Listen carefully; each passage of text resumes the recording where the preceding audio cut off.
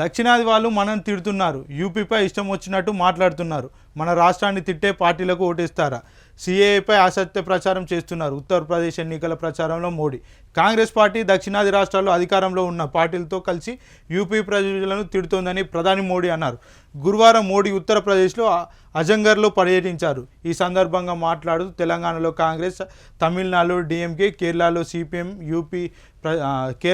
CPM UP ప్రజలను అవమానిస్తూ దూషిస్తున్నాయని ఆరోపించారు. సనాతన ధర్మాన్ని కూడా కాంగ్రెస్ అవమానిస్తుందన్నారు. అలాంటి కాంగ్రెస్ పార్టీకి యూపీ ప్రజలు ఓటు వేస్తారా అని ప్రశ్నించారు.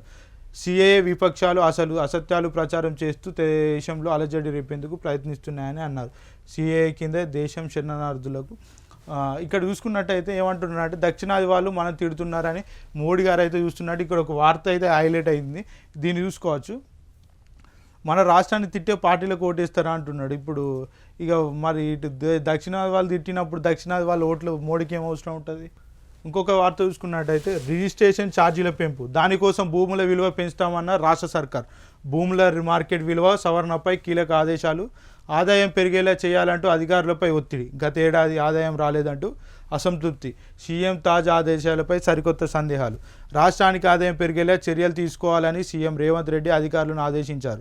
భూముల మార్కెట్ విలువలను సవరించి ఆదాయం పెరిగేలా చేయాలంటూ తన ఆదేశాల్లో పేర్కొన్నారు. గత బీఆర్ఎస్ ప్రభుత్వం చివరిసారిగా 2021లో ఛార్జీలను సవరించి ఇప్పటికీ చాలా చోట్ల భూమి మార్కెట్ విలువ, అమ్మకం ధర మధ్య భారీ వ్యత్యాసం ఉంది.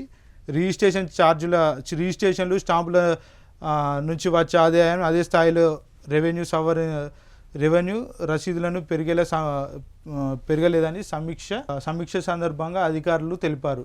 నిబంధనల ప్రకారం ప్రతి సంవత్సరం భూమి మార్కెట్ విలువలను సంవరించాల్సి ఉంటుంది. ఇతర రాష్ట్రాల్లో పోలిస్తే స్టాంప్ డ్యూటీని తగ్గించేలా లేదా పెంచేలా అనే దానిపై అధ్యయనం చేయాలని కూడా సూచించారు. వ్యవసాయ భూములు, ఖాళీ స్థలాలు, ఫ్లాట్లు, అపార్ట్మెంట్లకు ధరలను సవరించాల్సిన ప్రాంతాలను గుర్తించాలని అన్నారు. శాస్త్రీయంగా రిజిస్ట్రేషన్ స్టాంపుల శాఖ నిబంధనల ప్రకారం ధరల సవరణను పాటించాలని అన్నారు.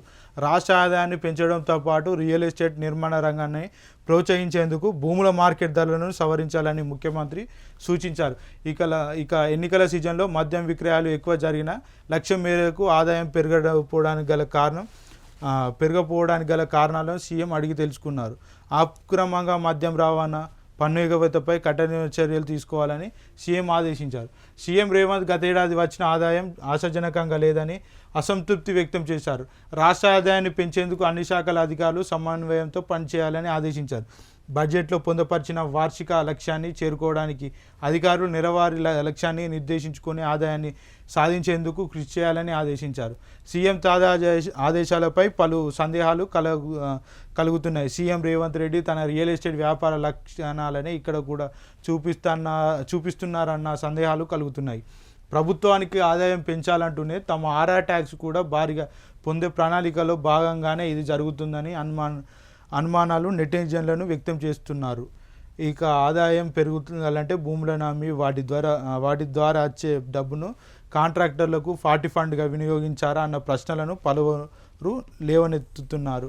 ఇక్కడ చూస్తేనైతే రిజిస్ట్రేషన్ల ఛార్జ్ పెంచాలని అయితే సీఎం రేవంత్ రెడ్డి అయితే చెప్తున్నట్టు ఇక్కడ మన వార్త కూడా వచ్చి ఇక్కడ ఎందుకంటే గతంలో బీఆర్ఎస్ అధినేత ముఖ్యమంత్రి కేసీఆర్ ఏదైతే ప్రభుత్వం ఉన్నప్పుడు విమర్శించిన ఎవరు జ్ఞాని అనే అజ్ఞానంలోకి ఇప్పుడు తెలివేయడం ఏందో అర్థమవుతలేదు. ఇక్కడ కేసీఆర్ని అయితే విమర్శించారు. ఇప్పుడు రేవంత్ రెడ్డి అంటున్నాడు కదా, ఏమంటున్నాడు, ఇక్కడ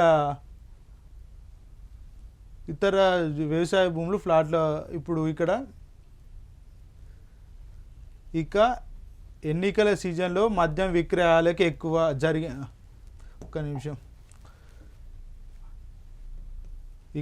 ఎన్నికల సీజన్లో మద్యం విక్రయాలు ఎక్కువగా జరిగిన లక్ష్య పెరగపోవడానికి గల కారణం అడిగి తెలుసుకున్నారు.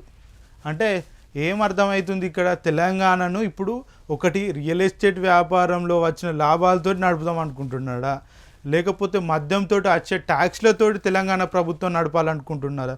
మేధావులారా ఇన్ని రోజులు ప్రశ్నించిర్రు, మరి ఈరోజు ఏడవేరు బానిసలుగా రేవంత్ రెడ్డికి బానిసలుగా తయారయ్యారా, లేకపోతే ఇంకేదేనికన్నా ఆశపడి మౌనంగా ఉంటారా? ఇప్పుడు ఇక్కడ క్లారిటీగా చెప్తున్నాడు, మద్యం ఎందుకు అమ్మకాలు జరగలేవని ఒక ముఖ్యమంత్రి అడుగుతున్నాడు. దీని మీద మీరు స్పందించారు.